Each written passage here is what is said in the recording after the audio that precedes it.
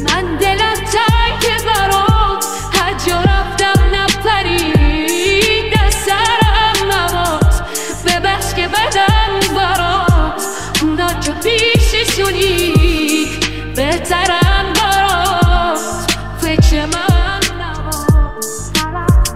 به هزار چادر زدم دری بروم باز نشد عشق چند سالم فرزد برام یار نشد قلبم فهمید که رفته خودش شب خوابده دکترها هر کاری کردن دیگه بیدار نشد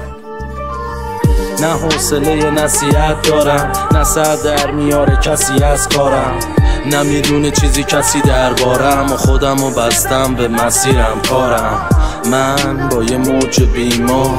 تکیه به کنج دیوار خسته از همه خسته از خالی بودن جای صدا تو برج میلا گفتم حرف نزنم باهات شاید بهتره بذارم یه چند روزی بگذره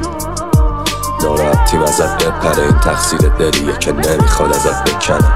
میگفتم دلیل شادیام باش تو را نشون بده منم را میام باز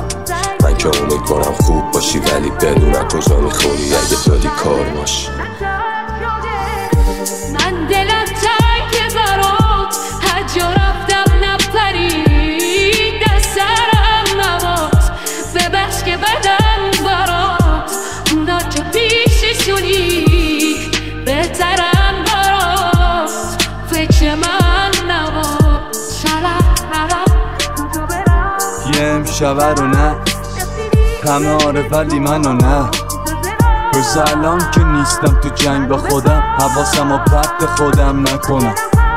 بیا دوتا بزن داغ شیالش به همینه نتونی رو پاد وایسی یه روزی دیگه اسم تو داستان نیست اصلا دممون گرم که همه چی رو آب ساختیم آره رو آب وایساده زندگیمو اینجاست جام وارژانش بیا کفر تا باز فاکتاپ باز چار راه باز داستان داره بده بره اکلوک یا بخونک فانگی چیخه و نفس بکشه داده بلند